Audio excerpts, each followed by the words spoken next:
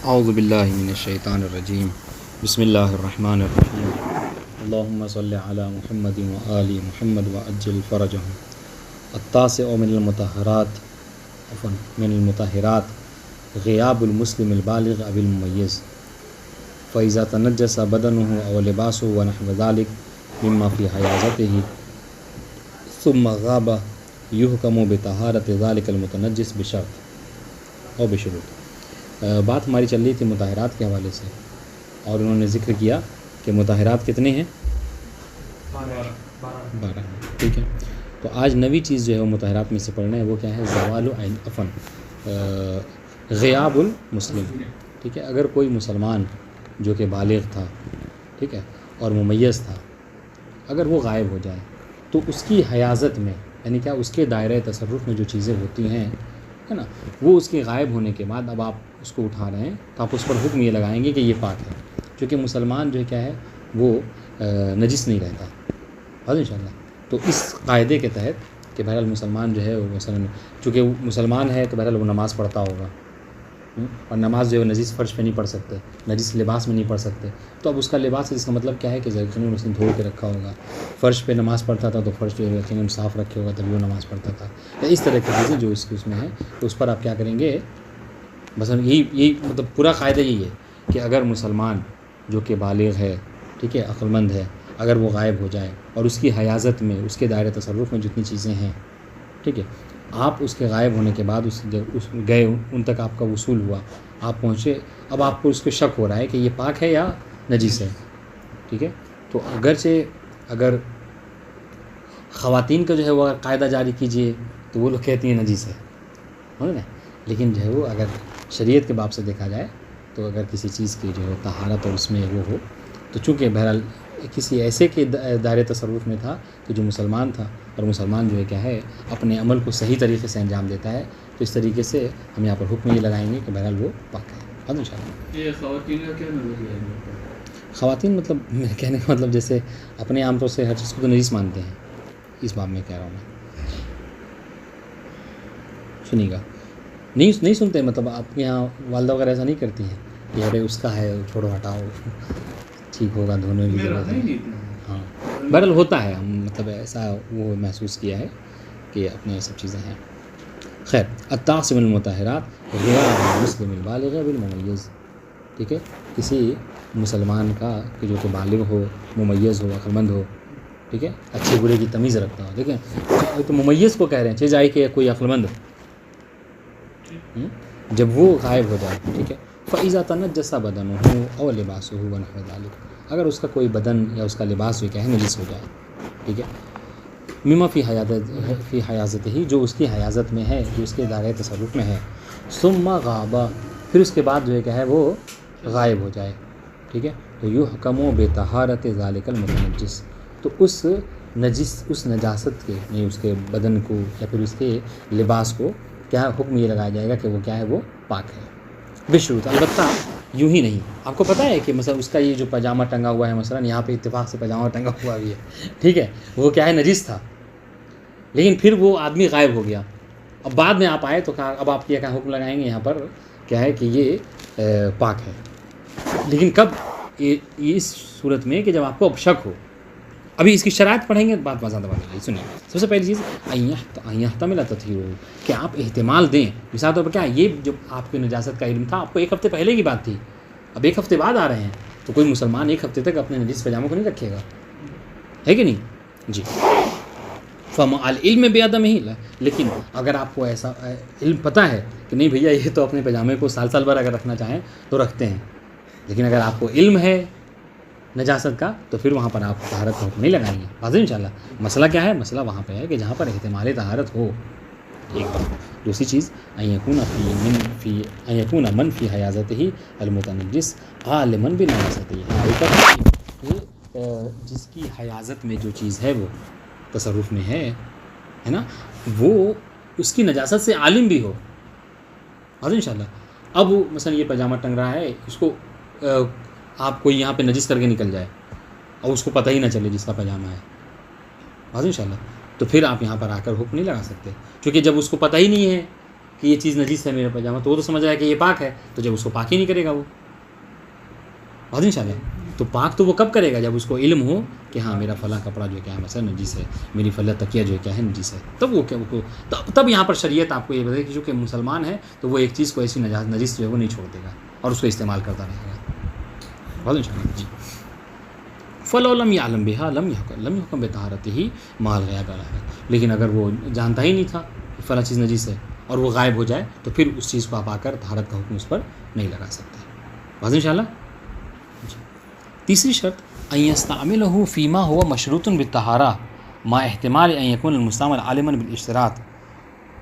ٹھیک ہے، کان یصلی فی لباسہ الذی کان متنجسا. ہاں دوسری بات یہ کہ ان یستعمل فیما ہوا کہ وہ اس شے کو سنیے گا، وہ اس شے کو ایسی چیز میں استعمال بھی کرے کہ جس میں طہارت کی شرط ہے. مثلا کیا ہے، آپ نے دیکھا کہ فلاں صاحب اس پاجامے کو پہن کے نماز پڑھ رہے تھے، اس جبے کو پہن کے نماز پڑھ رہے تھے، تو نماز کے لیے طہارت شرط ہے، لا صلاۃ الا بطہور. بات ان شاء اللہ. تو مطلب کیا ہے، اب جب انہوں نے استعمال کیا تو اس کا مطلب کیا ہے، اس کا مطلب یہ ہے کہ یقیناً جب وہ نماز پڑھ رہے ہیں تو یہ پاجامہ ضرور پاک ہوگا، یہ جبہ ضرور پاک ہوگا. بات ان شاء اللہ. ما احتمال یکون مستعمل عالما بالاشتراط. ٹھیک ہے. ہاں اور یہ احتمال بھی دیں آپ کہ بھائی وہ جو نماز پڑھنے والا ہے، جو غائب ہونے والا ہے، وہ اس کو یہ پتہ بھی ہے کہ نماز کے لیے طہارت کی شرط ہوتی ہے. ما احتمال ان یکون المستعمل عالما بالاشتراط، اس کو اس بات کی شرط اس کو معلوم ہے کہ لا صلاۃ الا بطہور، نماز کے لیے طہارت شرط ہے. اب جب یہ ساری چیزیں معلوم ہے تو پھر کیسے آپ یہاں پر احتمال دے سکتے ہیں کہ پھر بھی وہ نجس کپڑے میں لباس پڑ رہا ہے؟ نہیں کر سکتی ہے. بات ان شاء اللہ. کان یصلی فی لباسہ الذی کان متنجسا. مثلا کیا آپ نے وہ نماز پڑھے ایسے کپڑے میں کہ جو نجس تھا، تو اس کا مطلب کیا ہے کہ اس کو پاک کر لیا، اب وہ نماز پڑھنے لائق ہے تو اس میں نماز پڑھ رہا ہے پہن کے. او یشرب فی الاناء الذی قد تنجسا. یا پھر آپ نے دیکھا کہ وہ اس کیا کر رہا تھا، وہ غائب ہونے سے پہلے اس میں پانی پی رہا تھا برتن میں. ٹھیک ہے، کہ جو شراب سے یا کسی اور چیز سے نجس ہو گیا تھا. تو مطلب کیا، مطلب یہ ہے کہ جب اس میں پی رہا تھا اس میں سے ضرور اس نے پاک کیا ہوا تب جا کے پانی پیا. اور یہ فی ہے غیر ہو ونحو ذلک. یا پھر یہ کہ اس کے علاوہ کسی اور کو وہ پانی پلا رہا تھا، کوئی آپ مہمان گئے تھے تو آپ ہی کو اس نے پیش کیا تھا اس میں پانی. اس کا مطلب کیا ہے کہ پاک کیا ہوگا تب جا کے دے رہا ہوگا. ان شاء اللہ یہ سارے. وفی حکم الغیاب العمی والظلمہ. ٹھیک ہے. فاذا تنجس بدن مسلم او ثوبہ ولم یر تطہیرہ لعمی او لظلمہ یحکم بطہارتہ عند تحقق شروط مذکورہ. ٹھیک ہے. اور کہہ رہے ہیں کہ اسی غیاب کے حکم میں ہے. کون؟ اندھا اور ظلمت، اندھیرا. کیا مطلب؟ مطلب سنیے. فَإِذَا تَنَجَّسَ بَدَنُ الْمُسْلِمِ أَوْ ثَوْبُهُ.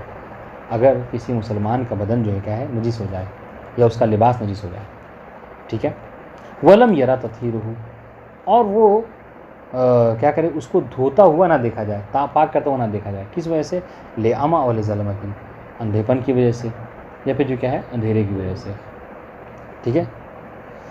یحکم بطہارتہ عند تحقق شروط. تو اس صورت میں کیا کیا جائے گا، اس صورت میں حکم لگایا جائے گا. اگر تینوں شروط اوپر کے پائے جاتے ہیں تو اس پر طہارت کا حکم لگایا جائے گا. بات ان شاء اللہ کہ ٹھیک ہے اس وقت جو کیا مثلا اندھیرے کی وجہ سے وہ نہیں دیکھ پایا تھا لیکن بعد میں اس نے دیکھ لیا ہوگا. بات ان شاء اللہ. جی تو اندھیرے کی وجہ سے دوسرا یہ اندر ہاں تو مطلب اس کے گھر والوں نے کسی نے دھو دیا ہوگا یا خود اس نے دھو لیا ہوگا اندھے نے. بات ان شاء اللہ.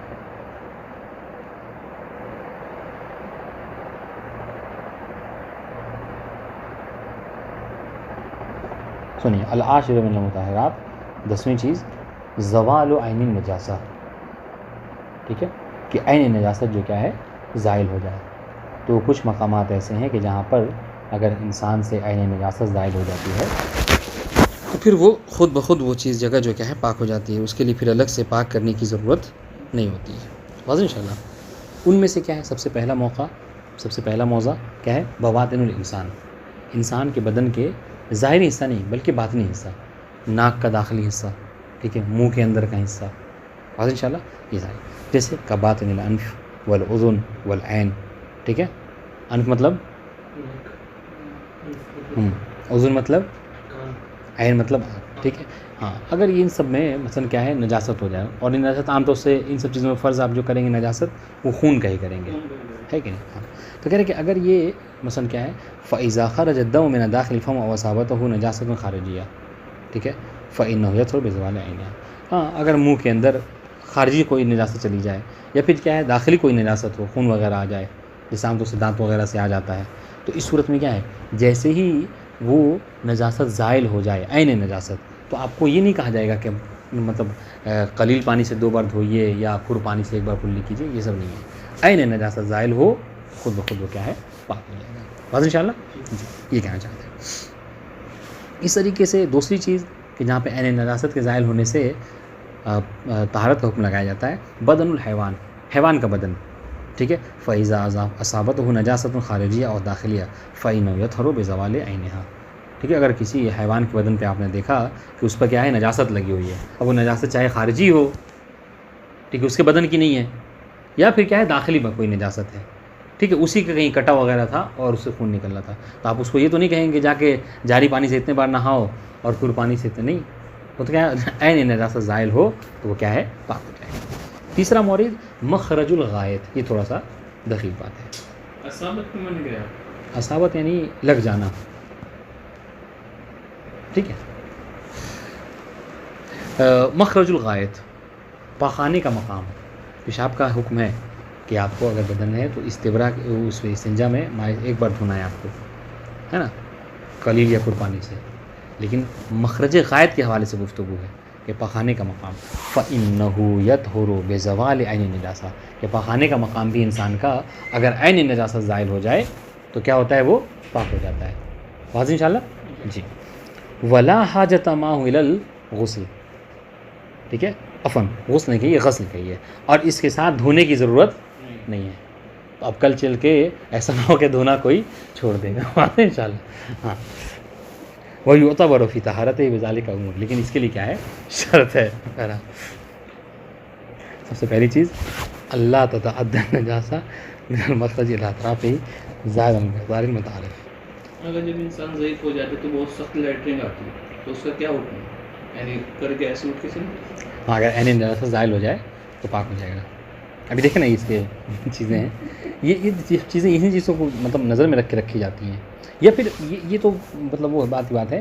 اکثر یہ ہوتا ہے, یہ تو مطلب آپ دیکھیے نا صحرا وغیرہ میں جو پہلے لوگ سفر کیا کرتے تھے تو وہ پانی لے کے چلا کرتے تھے, تو اتنے مقدار میں پانی نہیں ہوا کرتا تھا, سمجھ رہے ہیں. یہ مطلب اس چیز کو کوئی وہ کہے کہ یار ہماری عقل میں یہ بات سمجھ میں نہیں آتی ہے کہ کیسے کوئی یہ کہے کہ پخانے کا مقام جو ہے بس مینا وہ زائل ہو گیا تو صفائی ہو جائے, پاک طہارت ہو جائے. کہہ رہے آپ یہاں مطلب اے سی کے اندر بیٹھے ہوئے ہیں, 24 گھنٹہ آپ کے نل سے پانی آ رہا ہے, یہ آپ کے لیے مشکل ہے سمجھنا. لیکن جو مکے سے مدینہ سفر کر رہا ہے مثلا, ٹھیک ہے, عراق سے مدینہ جا رہا ہے اور پانی لے کے جا رہا ہے, صحرا میں سفر کر رہا ہے, تو ان لوگوں کے حساب سے دیکھا جائے تو شریعت کیا ہے سب کے لیے ہے کہ نہیں. اور شریعت عقل سے عقل ترین حکم کو بتاتی ہے تاکہ کوئی ایسا یہ نہ اٹھ کے کھڑا ہو سکے اور کہہ دے کہ ہاں میرے لیے شریعت نے جو کیا ہے اس مسئلے کو سخت بتایا ہے اور جو کیا ہے ہم اس پر عمل نہیں کر سکتے. حاضر انشاءاللہ. تو بہرحال ان سب موارد دیکھا جا سکتا. تو سنیے گا, بہرحال اہم مسئلہ کیا ہے یہ کہ اگر عین زائل ہو جائے تو یہ پاک ہے. لیکن کیا ہے یہ سب سے پہلی چیز اللہ تعالیٰ, یہ شرائط ہونا البتہ ضروری ہے. سب سے پہلی چیز اللہ تتعدى النجاسة من المخرج الى اطرافه زائدا على المقدار المتعارف. سب سے پہلی بات یہ بہت امپورٹنٹ ہے, یہ کیا کہ جو مقدار متعارف ہے, ٹھیک ہے, جو پخانے کا مقام ہے اس سے یہ کیا کہتے ہیں نجاست اور بقیہ مقام تک کے کیا ہو, ہاں یعنی کیا ہو, کیا کہتے ہیں وہ سرایت نہ کر جائے, ٹھیک ہے, بڑھ نہ جائے, ٹھیک ہے. تتعدی یعنی کیا تجاوز نہ کر جائے, اس کا اگر ترجمہ آپ کریں تو حاضر انشاءاللہ جی. اگر ایسا ہو تو پھر آپ کو اس کے پاکیزگی کے لیے پھر کیا ہوگا, پھر گویا کہ آپ کا بدن گویا کہ پاخانے سے نجیس ہو گیا ہے اور آپ کو اس کو دھونا ہے, صاف کرنا ہے. یہ ایک الگ مسئلہ ہے اور یہ بنا پانی کے نہیں ہوگا. نہیں جیسے کھیت میں بیٹھ کے مٹی سے ڈلے سے کر لیتے ہیں, اس کا کیا ہوگا؟ تو وہی یہی تو کہہ رہے ہیں, اگر وہ مقدار متعارف ہے بس اسی مقام پہ لگا ہے تو کر سکتے ہیں. ابھی بات آ رہی ہے حاضر انشاءاللہ. وہ اللہ یصیب المخرج نجاست اخرى من الخارج و داخل قدم. ہاں ایک بات یہ بھی ہے کہ وہ جو مخرج ہے مقام ہے اس مقام پہ پخانے کے علاوہ کوئی اور نجاست نہ لگی ہو، ٹھیک ہے، جیسے کیا مثلا کوئی خارجی نجاست یا داخلی نجاست نہ ہو، جیسے خون وغیرہ نہ آ رہا ہو، تو پھر اس وقت جو کیا یہ پاک نہیں ہوگا، ٹھیک ہے۔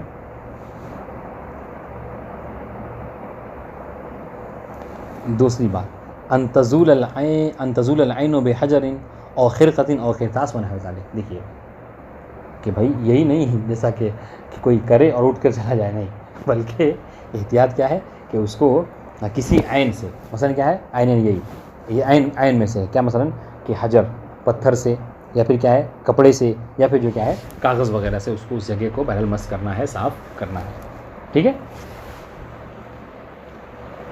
کہنے کا مقصد کیا ہے پتہ ہے، میرا مقصد یہ ہے کہ ضروری نہیں کہ پانی کے بنا یہ طہارت حاصل نہیں ہو سکتی، اس میں پانی کی شرط نہیں ہے جی۔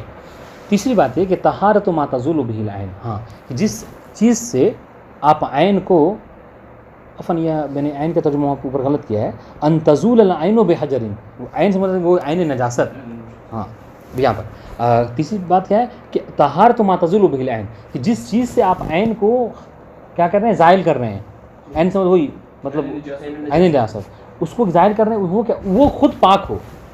اب کیا کیا آپ نے، مثلا کوئی اگر نجس اس سے کپڑے سے اس مقام کو پوچھ رہا ہے تو کبھی نہیں پاک ہو سکتا، ان شاء اللہ جی۔ فلا تجزی ازالت بالاجسام المتنجسہ، کوئی نجس جسم سے، نجس جسم مطلب کیا ہے، نہیں وہی یہ سب ایک جسم ہی تو ہے، جسم اگر فلسفے کی زبان میں دیکھا جائے، ہر وہ چیز کہ جس میں طول، عرض اور عمق پایا جائے اسے جسم کہتے ہیں، یہ سب جسم ہے، جس چیز کو بھی آپ فرض کریں وہ سب جسم سے خارج نہیں ہے، اچھا، تو جس جسم سے یعنی یعنی پتھر سے، اینٹ سے، ہاں یا جس شے سے آپ اس کو صاف کر رہے ہیں اس کا پاک ہونا ضروری ہے، بس اگر وہ نجس ہو تو یہاں پر آپ کو طہارت نہیں ہو سکتی۔ چوتھی بات مسح المخرج بقطع ثلاث، ٹھیک ہے، اس مخرج کا 3 مرتبہ 3 چیزوں سے کیا کرنا، 3 قطعے سے، اگر اینٹ ہے یا پتھر ہے تو 3 پتھر کا استعمال کرنا ہے، ٹھیک ہے۔ فَإِذَا زَالَتِ الْعَيْنُ بِمَسْحِهِ بِقَطْعَةٍ وَاحِدَةٍ مثلا لزم اکمالہ بثلاث، اب اگر کوئی سوال کرے کہ حضور آپ کہہ رہے ہیں 3، ٹھیک ہے، ہم ہوتا ہے کہ جیسا بھی آپ نے کہا بھی عام طور سے کسی کو اتنا سخت ہوا کہ اس مقام پہ کچھ لگا ہی نہیں ہے، ایک سے ہی زائل ہو گیا، بس انشاءاللہ تو کیا پھر بھی 3 کمپلیٹ کرنا ہے، کہہ رہے جی ہاں، گرچہ ایک سے زائل ہو گیا مگر پھر بھی آپ اس کو 3 کمپلیٹ کرنا ہے، بس انشاءاللہ بس 2 اس مقام پہ یوں ہی چھو کر پھینک دیجیے، لیکن بہرحال 3 کو ہونا ضروری ہے۔ لازم اکمال ہو بثلاث وَإِذَا لَمْ تَزْلِ الْعَيْنُ لَا حَوْلَ وَلَا قُوَّةَ، اس لیے ہمارے اساتذہ جو عام طور سے یہ سب جب درس ہوتا تھا تو اس کو کیا کرتے تھے، 2-3 صفحہ پلٹ دیا کرتے تھے، یہ ہاں یہ دروس ہو، یعنی آداب تخلی وغیرہ کے، خواتین کے جو مطلب دم ثلاثہ کے، یہ سب ہمارے یہاں انڈیا میں ہم لوگوں نے نہیں پڑھا ہے، مطلب بچپن میں سمجھ لیجیے جو ابتدائی کتاب ہو تو اس وقت یوں ہی کہ جب سمجھ بھی نہیں آتا تھا تو اگر کوئی پڑھا کے یوں ہی گزر جائے تو گزر جائے، ورنہ عام طور سے نہیں پڑھتے تھے۔ ہاں اوپر آ کر اس میں جب ہاں آگے کی کتاب پڑھی ہم لوگوں نے تب بہرحال جب بالغ ہو گئے تب ان چیزوں کو سمجھایا گیا، پڑھایا گیا،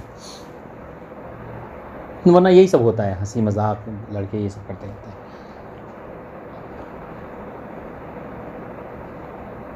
فَإِذَا زَالَتِ الْعَيْنُ بِمَسْحِهِ بِقَطْعَةٍ وَاحِدَةٍ لَزِمَ إِكْمَالُهُ بِثَلَاثٍ وَإِذَا لَمْ تَزِلْ الْعَيْنُ بِهَا لَزِمَ الْمَسْحُ إِلَىٰ أَن تَزُولَ، ہاں بلکہ کہہ رہے ہیں کہ ہم تو 3 آپ کو وہ عدد بتا رہے ہیں، اگر کسی کا 3 سے زائل نہیں ہو رہا ہے تو یہ نہیں کہ 3 کہہ دیا تو بس 3 ہی ہے، نہیں، بلکہ اگر 10 کی بھی ضرورت پڑے تو جب تک وہ زائل نہ ہو آپ اس کو زائل کرنا ہے، واضح انشاءاللہ، یعنی کم سے کم 3 ہونا چاہیے۔ اب یہ کہہ رہے ہیں یحرم الاستنجاء بما ہوا محترم شریعت الاسلامیہ، یہ بہت امپورٹنٹ بات ہے، کہہ رہے کہ ہر وہ چیز کہ جو شریعت اسلامیہ میں جس کا احترام ہے، واضح انشاءاللہ، اس سے استنجا کرنا حرام ہے، واضح انشاءاللہ جی۔ مثلا کوئی ایسا کاغذ وغیرہ کہ جس پر مطلب احادیث وغیرہ لکھی ہیں، یا احادیث وغیرہ، مثلا کوئی ایسا کاغذ کہ جس پر جو کیا ہے مقدس نام وغیرہ لکھے ہیں تو اس پہ استنجا نہیں کر سکتے، بلکہ کیا ہے یہ حرام ہے ایسا کرنا۔ وفی حصول طہارت بازالۃ العین بالعظم او الروس اشکال، لیکن اگر کوئی، سنیے گا، ہم نے کہا کہ اینٹ، کاغذ، کپڑا یہ سبھی استعمال کی جا سکتی ہیں، اگر کوئی ہڈی سے، جانور کی ہڈی وغیرہ پڑی ہے اس سے اگر کوئی طہارت حاصل کرنا چاہ رہا ہے یا پھر روس کہتے ہیں جی، ہاں اس کو سوکھے ہوئے اس کو تو اس سے تو اس میں کیا ہے اشکال ہے، محل اشکال ہے، نہیں کر سکتے.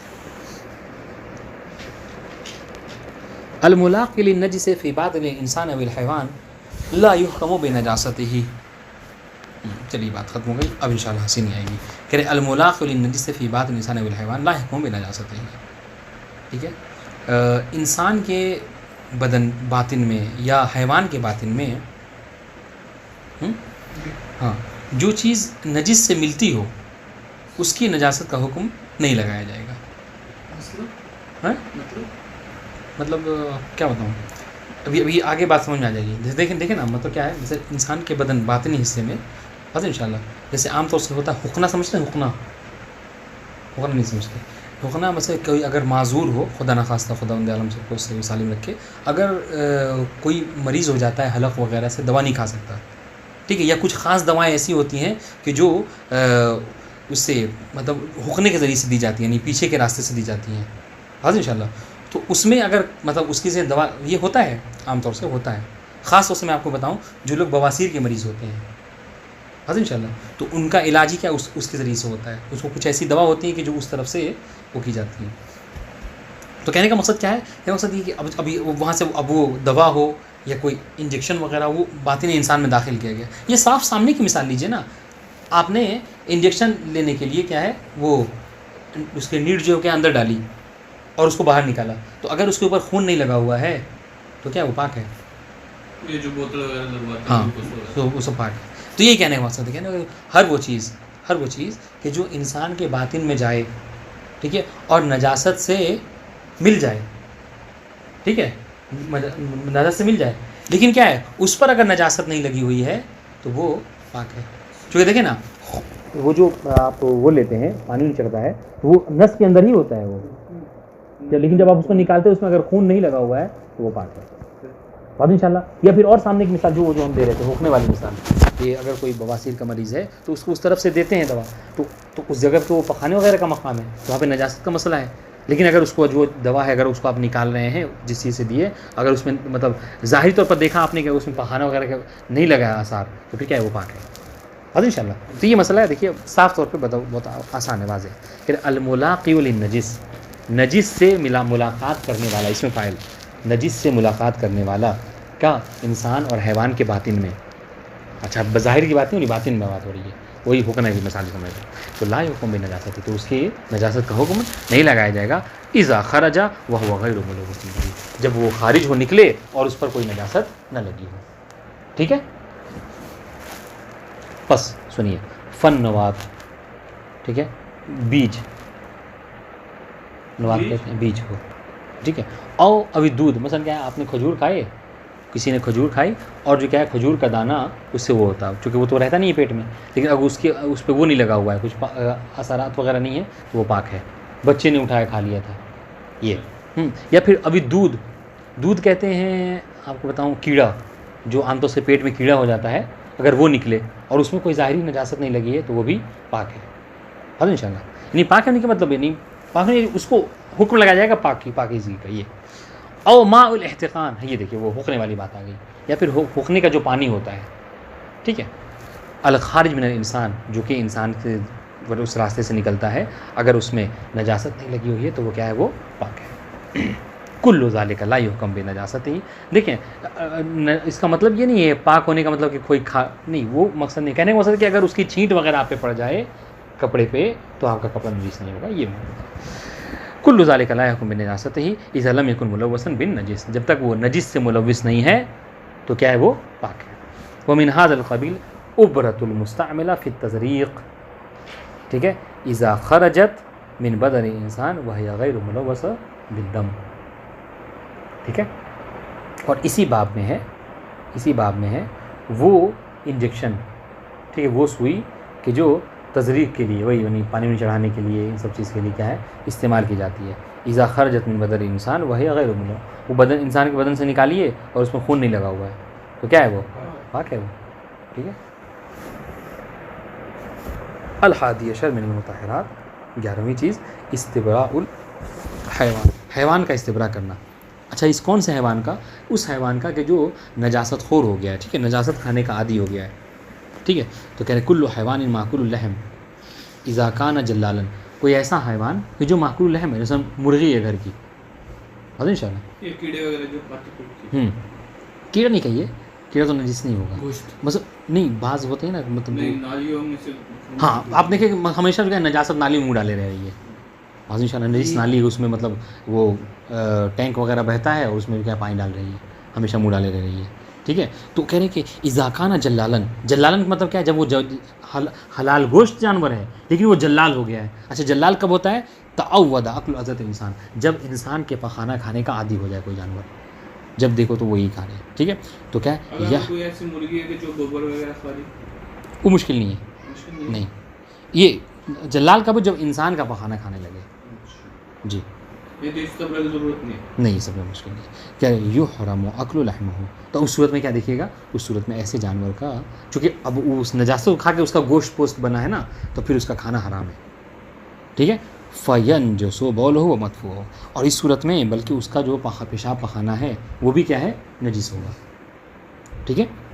وہی حکم و بطہارت میں بعد الاسحات. اب چاہے اس کے پاک کرنے کا طریقہ، وہ تو حلال گوشت ہے، گھر کی بکری ہے، مرغی ہے، تو اس پاک کا وہ کہہ رہے کہ جب اس کا آپ استبرا کر لیجیے، ٹھیک ہے، تب وہ پاک ہو جائے. اچھا استبرا کیا ہے؟ والاستبراء ان یمنع ذلک الحیوان عن اکل النجاسہ لمدۃ یخرج بعد عن صدق الجلال علیہ. یعنی کیا مطلب؟ استبرا کا طریقہ یہ ہے کہ آپ اس جانور کو اتنے دنوں تک کے دور رکھیں انسان کا پخانہ کھانے سے، ٹھیک ہے، کہ لوگ اب کہیں کہ ہاں اب یہ اس چیز کی عادی نہیں ہے. مثلا میں کیا مثلا مرغی ہے تو اس کو دربے میں بند کر کے رکھیں، ٹھیک ہے، بکری ہے تو اس کو ہمیشہ باندھ کے رکھیں، گھر میں رکھیں، اس کو آزادی نہ کریں، ٹھیک ہے.